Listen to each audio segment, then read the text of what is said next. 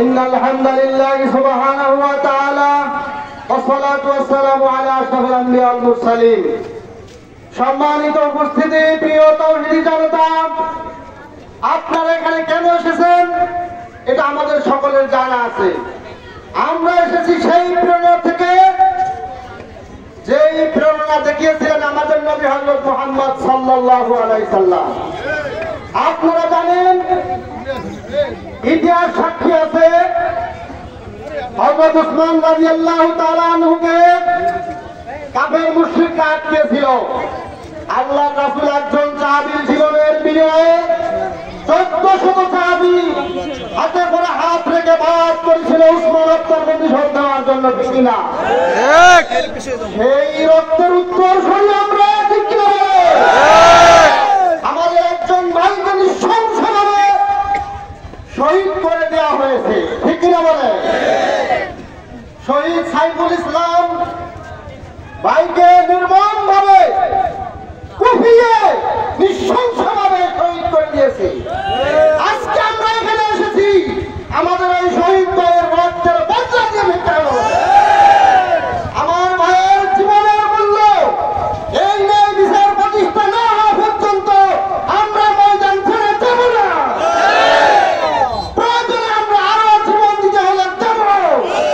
তারপরে ইহুদিবাদী শক্তি এই ইসলামকে বাংলার জমিন থেকে তাড়িয়ে দেব। প্রয়োজনে আমাদের যদি খালি হাতে থাকতে হয়, প্রয়োজনে হাতে আমাদের বদরের অস্ত্র তুলে দিতে আমরা পিছপা হব না। প্রয়োজনে কাফনের কাপড় মাথায় বাঁধতে আমরা একটু ভাববো না। আমরা জানিয়ে দিতে চাই, এই বাংলার এই জমিনে প্রত্যেকটা ইঞ্চি জায়গার মধ্যে মুসলমানের রক্ত রয়েছে। এটা শাহজাহানের দেশ, এটা শাহমাকদুমের দেশ, এটা কোন রামের দেশ নয়, এটা মুসলমানদের দেশ।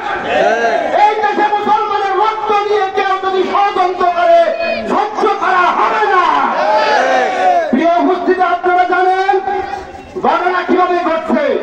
এই ইসলাম সংগঠনটি আজকে প্রতিষ্ঠিত হয় নাই, এটা অনেক আগে প্রতিষ্ঠিত হয়েছে। এটা ভারতে হয় নাই, এটা আমেরিকার নিউ ইয়র্ক শহরে প্রতিষ্ঠিত হয়েছে। আর সেটা ছিল ইহুদি খ্রিস্টানদের একটা সাজ। আর এই ইসলাম এখন বর্তমানে নির্বিঘ্নে কাজ চালে ইসরায়েলের মধ্যে। সুতরাং বোঝা গেল এই ইসলামের মধ্যে ইহুদিবাদী খ্রিস্টানি প্রেতাত্মা রয়েছে।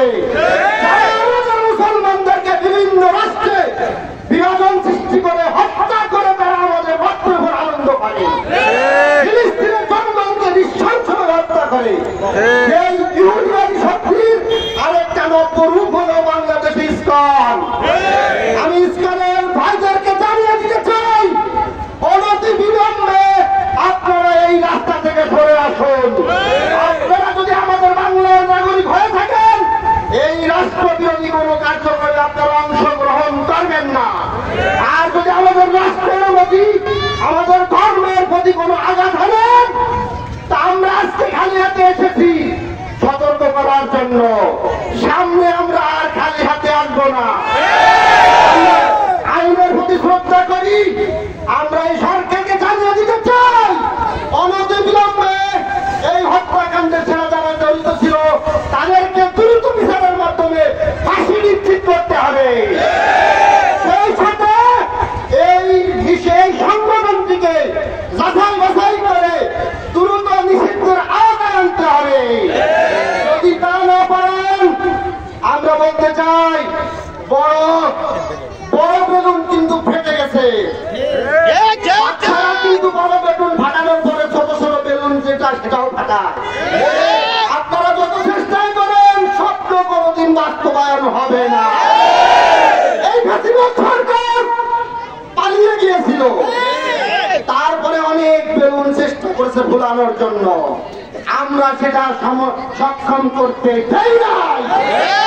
সকল প্রচেষ্টা ব্যর্থ হয়েছে।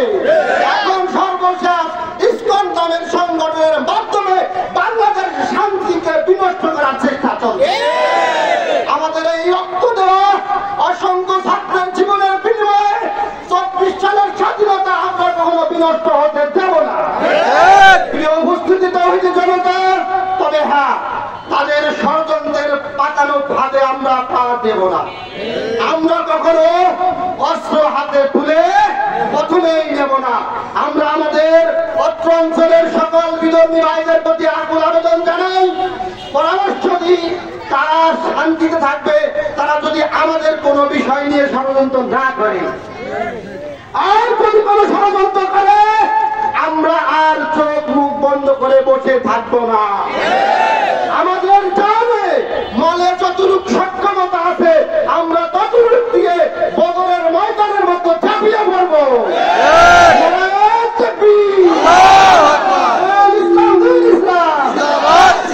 সবাইকে ধন্যবাদ, সবার সুস্বাস্থ্য কামনা করে আমার বক্তব্য এখানে শেষ করছি।